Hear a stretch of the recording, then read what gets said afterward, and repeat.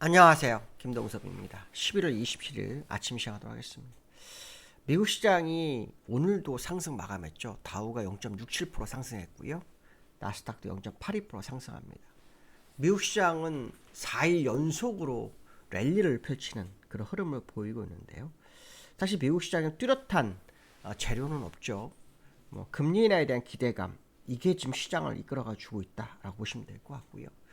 사실 금리나 기대감이 굉장히 낮았다고 어저께 말씀드렸죠. 거의 40%대밖에 안 됐습니다. 그런데 지금 84.9%까지 올라왔고요. 이 FMC회의는 다음 달 10일과 11일 이틀 사이에 있죠. 근데 이제 금리나 할지는 그때 가봐야 알 것 같습니다. 일단 연준위원들 중에서 존 윌리엄스 연준 2인자가 금리 인하에 대한 부분을 피력했던 부분이 시장을 끌어올리고 있고요. 또 거기에 크리스토퍼 월러, 원래 크리스토퍼 월러 연준 이사는 트럼프가 지명했던 연준 이사이기 때문에 금리 인하를 주장할 수밖에 없죠. 행정부가 원하는 대로. 그런 부분들이 시장에 반영되고 있는 그런 상황이다, 이렇게 보시면 될 것 같고요.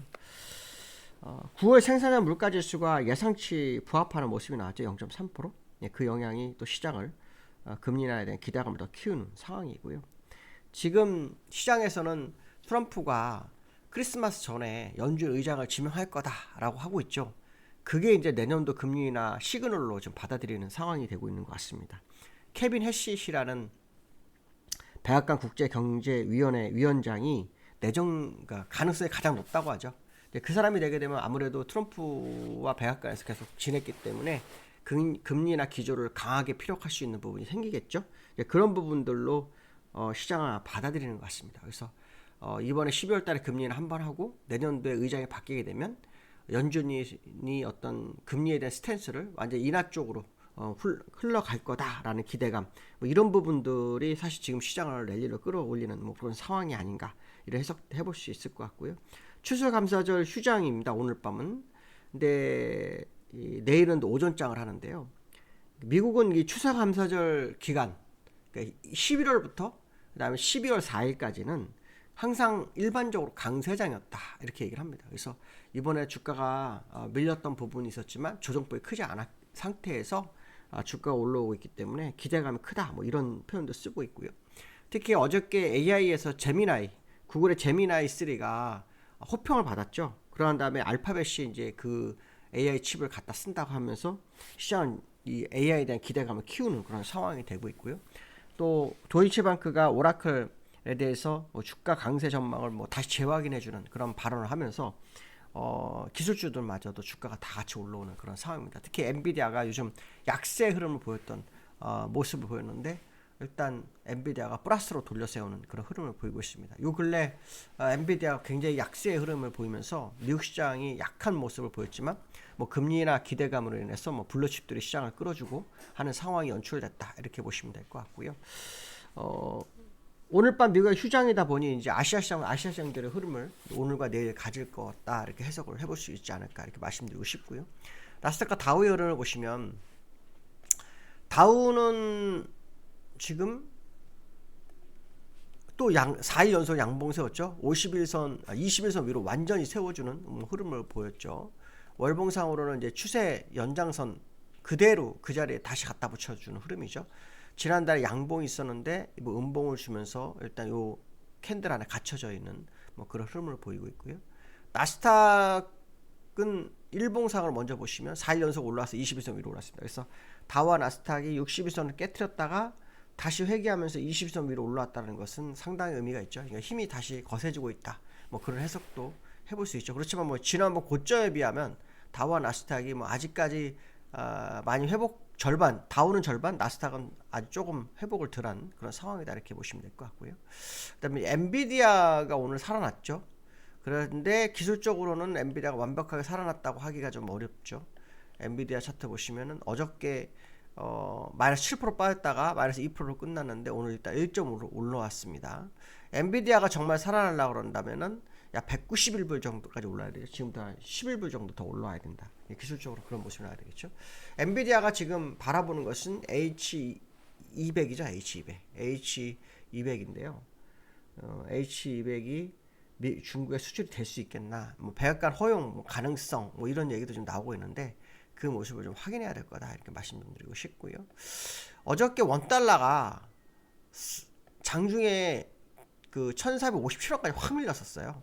그 1465원에 끝났거든요. 근데 여기에서 1465원 정도의 흐름을 보였던 모습이 있습니다. 1465원 정도 흐름을 보였던 모습이 보였습니다.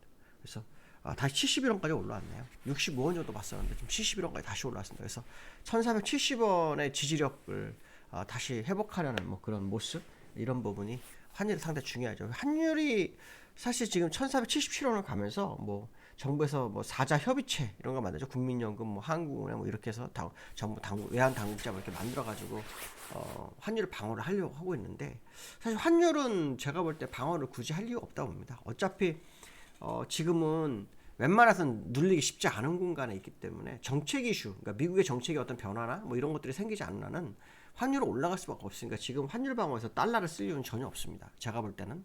물론 개인적 생각입니다. 근데 환율을 방어하려는 모습이 좀 있죠.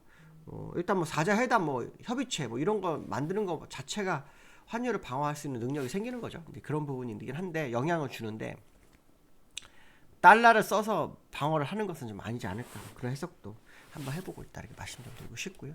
오늘 환율이 1470원 여기에서 올랐기 때문에 또 주가는 어떤 식의 흐름을 보일지 한번 지켜봐야 될 것 같고요.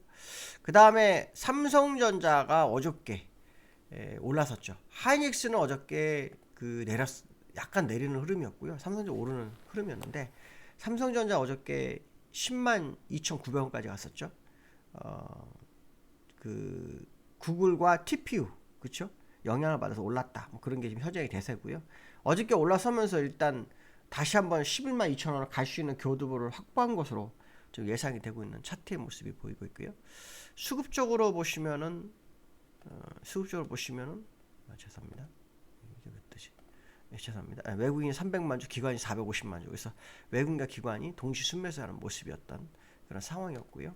하이닉스를 좀 보시면은, 하이닉스는 어저께 약간 밀렸죠. 그렇죠? 밀렸습니다. 그래서 차트가 지난번에는 하이닉스가 시장을 이끌어가고 삼성전자가 흔들렸었는데, 지금 반대로 삼성전자가 끌어가고 하이닉스가 밀리는 그런 흐름이 있는데, 얼마 전에 기사를 보면 외국인들이 하이닉스를 물량을 줄이고 삼성전자를 매수를 늘렸다, 뭐 이런 뉴스가 있었거든요. 예, 그게 지금 시장에 적용되는 건가라는 어떤 해석도 한번 해볼 수 있을 것 같고요. 그 다음에 수급에 대한 부분인데요. 어저께 기관이 1조 2천억 매수했고요. 외국인이 5,100억을 매수합니다. 또 프로그램도 6천억을 매수합니다. 이걸 보면서 외국인이 일단 첫 번째 기관을 했을까에 대한 일단 물음표를 한번 갖게 되고요. 기관이 6거래일 연속 매수를 하는데 대량 매수합니다. 그저께 310억 빼놓고는요, 1조 2천억, 4,900억, 7,500억, 8,000억, 6,200억. 제가 볼 때 이거는 연기금 관련 자금 아닐까 생각을 해봅니다.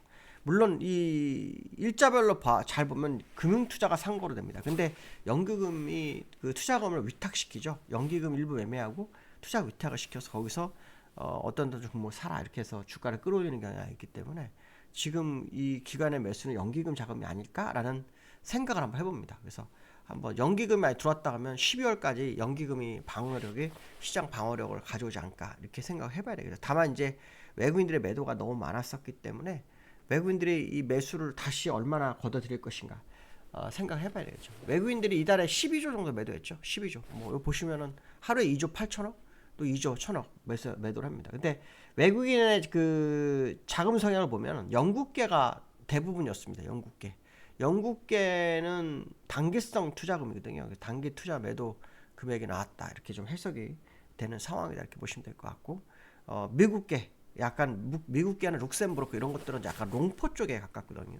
그들은 나가지 않았습니다. 그래서 현재 시장의 어떤 외국인도 부류가 여러 개가 있는데 그 중에서 롱포 쪽은 견디고 있는 상황이다 이렇게 보시면 될 것 같고, 지금 기관이 어저께 1조 2천억 매수했죠. 오늘 윗글리 만개예요. 그래서 오늘 왜 기관이 또 매수를 하는지 이것도 관전 포인트가 될 것 같다. 그래서 기관이 만약에 오늘도 매수를 하게 되면 상당히 의미가 있는 하루가 될 수 있다 이렇게 해석을 할 수 있을 것 같고요. 그 다음에 코스피 모습 보시면 어저께 음봉 3개를 메우는 양봉이 나왔어요. 그래서 오늘 만약에 이 주가가 다시 한번 오른다면 상당히 강세장이 연출될 수 있는 뭐 그런 흐름 지켜볼 수 있겠다, 뭐 이런 해석을 해볼 수 있을 것 같습니다. 그러기 위해서는 아까 말씀한 것처럼 어저께까지 시장을 매수를 많이 했던 기관이 시장 주도적 역할을 하는지가 관전 포인트가 되겠다. 이렇게 말씀드릴 수 있을 것 같습니다. 오늘 여기까지 하겠습니다. 감사합니다.